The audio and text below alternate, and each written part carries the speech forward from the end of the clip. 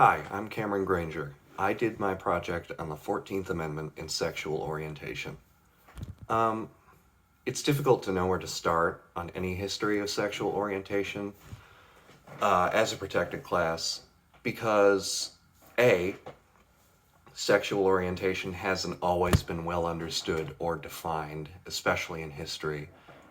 B, any explanation of the features of this protected class relies on, really complex legal definitions, and C, sexual orientation in general involves so many facets of a person's life that sometimes only certain sections of sexual orientation and the way that manifests are protected while others are not, like marriage. Marriage came way later than, striking down anti-sodomy laws, which allowed gay people to have sex. So the best place to start, I guess, is C, because it's important to establish what those ways in which sexual orientation manifests are as it relates to legal history. And the first one is intimacy and sex. The second one is marriage, and the third one is discrimination. And the problem with this is that all three of those things are way out of order in legal history. So it's hard to do a timeline because a lot of those decisions relating to those three build off of each other. The second thing to establish is probably B, and that's the legal definitions that I'm going to be talking about. The first relevant one is substantive due process. This is derived from the Due Process Clause of the 14th Amendment and the 5th.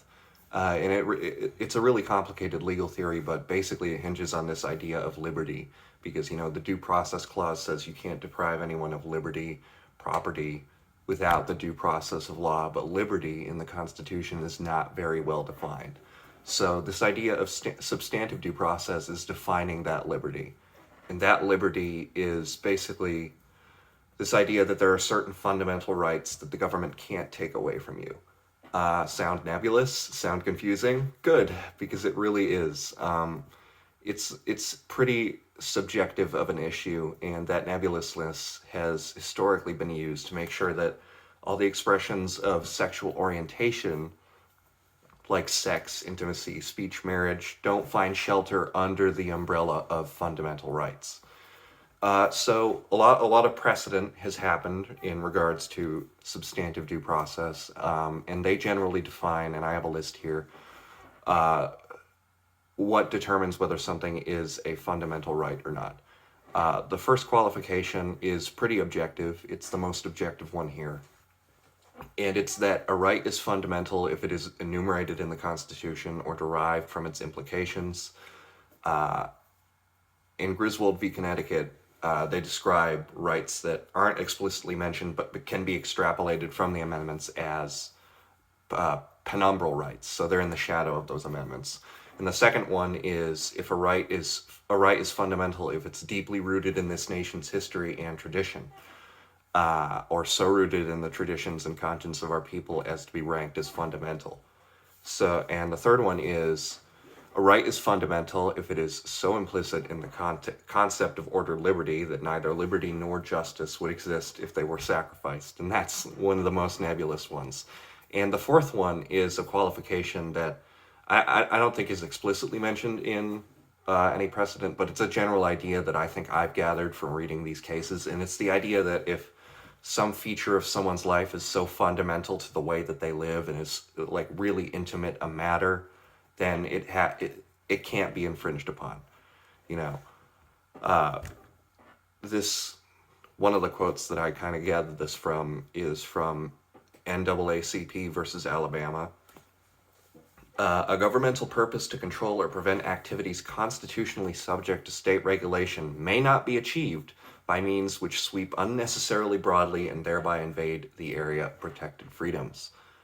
So I hope that's clear as mud. I'll go a lot more into it in the second section of this. And the third thing I want to talk about before getting into the cases is A, which I mentioned earlier. Sexual orientation has not always been viewed the same. In the early days of America, sexual orientation didn't even exist. And that's really hard to imagine from like a modern standpoint, because the distinction between heterosexual and homosexual seem really clear cut to us. They're objective. But what you had in the early days of America and up until the late 19th century is this idea of sodomy, which is like this individual act of having sex with a member of the same sex that may not necessarily be indicative of like an orientation. It's just this individual act that should be punished on an individual basis. And it's only in the late 19th century that we see sexual orientation defined, and we see homosexuals recognized as distinct from heterosexuals. And subsequently, and this is really messed up, it gets defined as a mental illness. And this exists for like 60 years.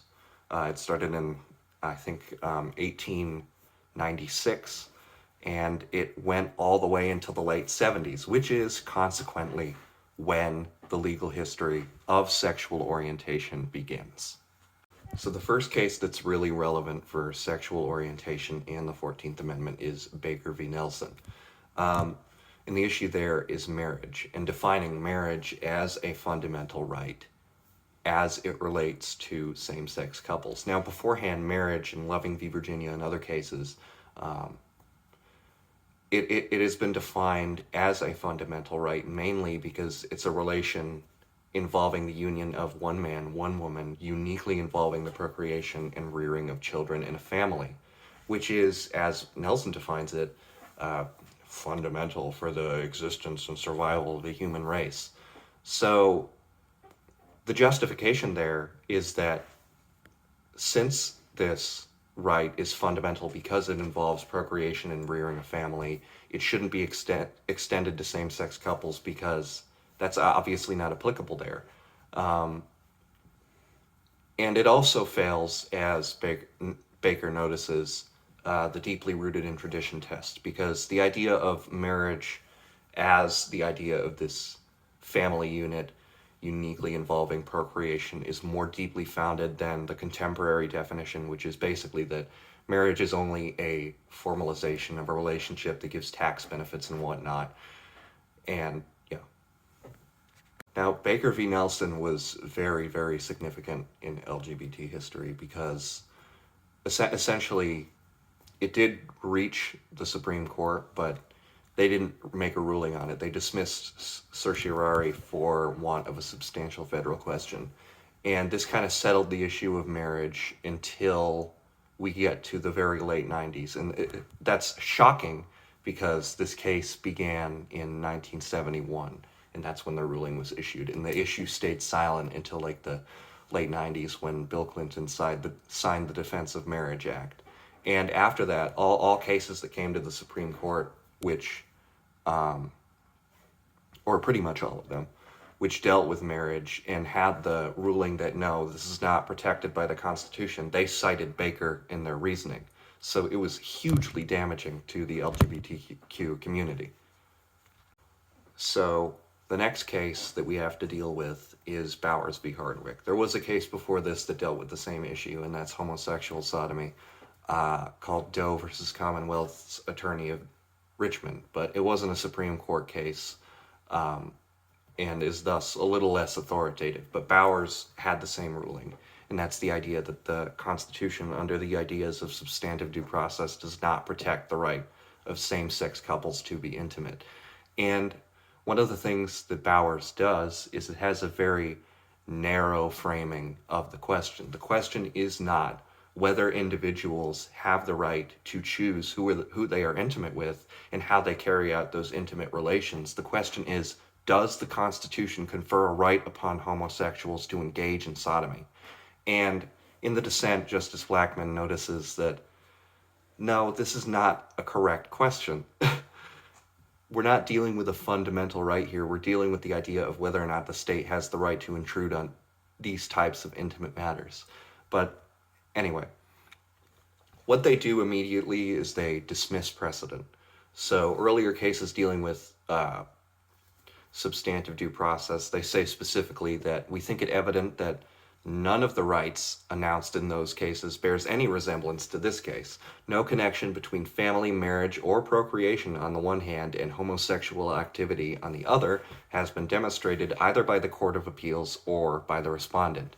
So, again, they're narrowing the protections of substantive due process. What qualifies as a fundamental right is thus really, really narrowed and interpreted as something grander, has to be related to family, which is like a fundamental societal unit, all that stuff. It has ancient roots and whatnot.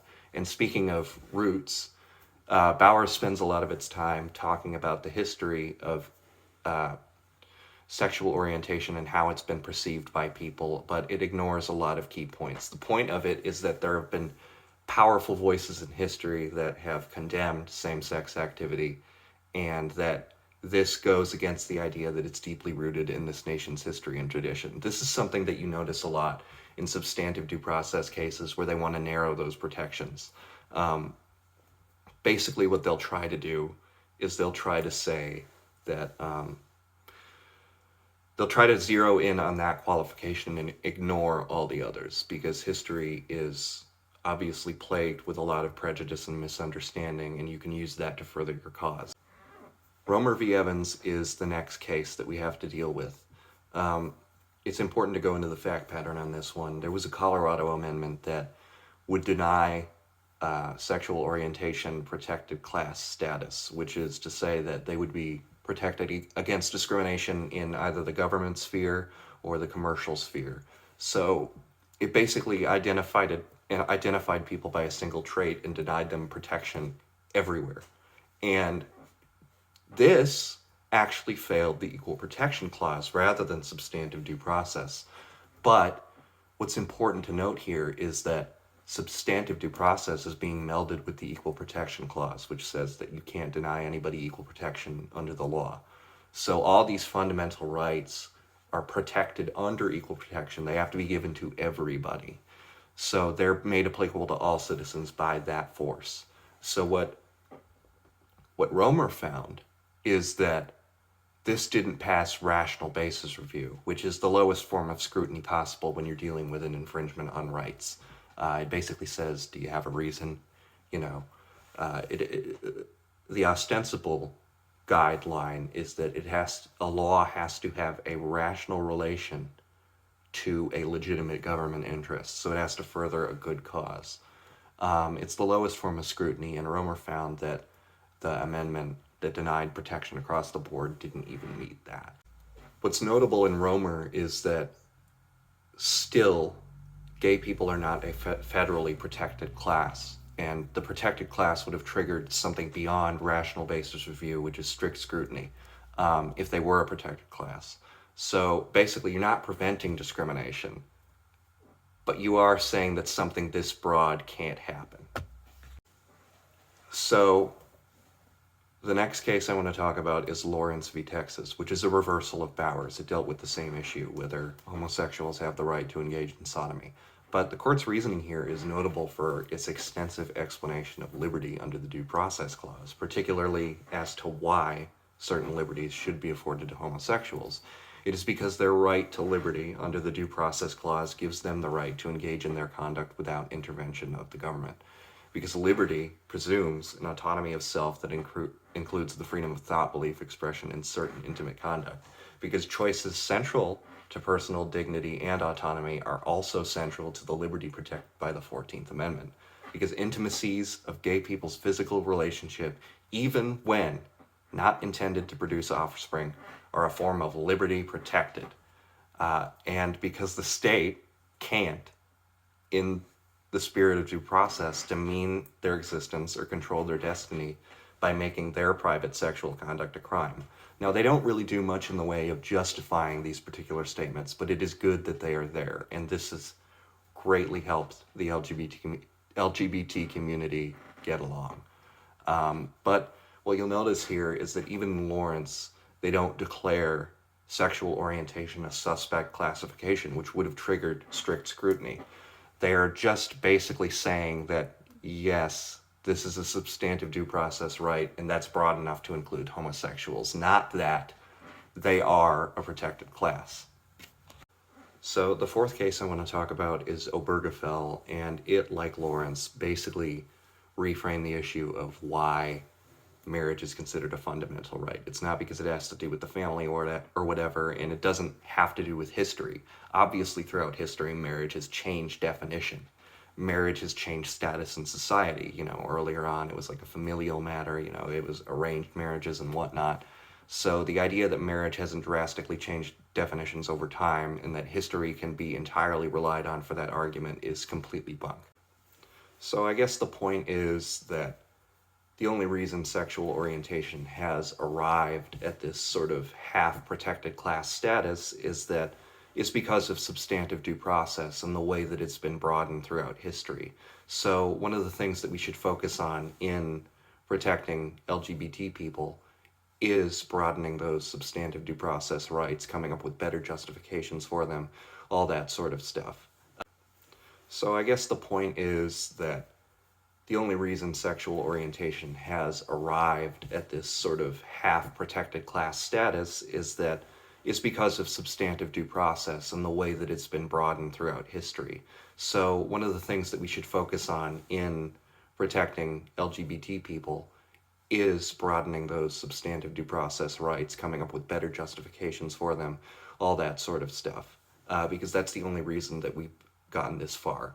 The rights that we consider fundamental are only going to be implemented if they are considered fundamental by substantive due process and therefore can be afforded to LGBT people under the force of the Equal Protection Clause.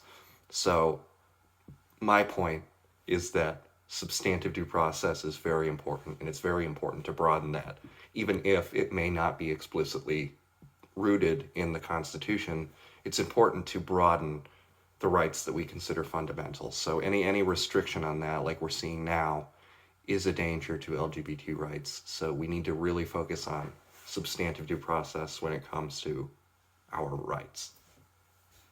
And that's pretty much it. I know it's not really easy to understand, but no legal concept this sort of high-minded and highfalutin is ever going to be. So if you've got any questions, just ask me. I'll be at the symposium.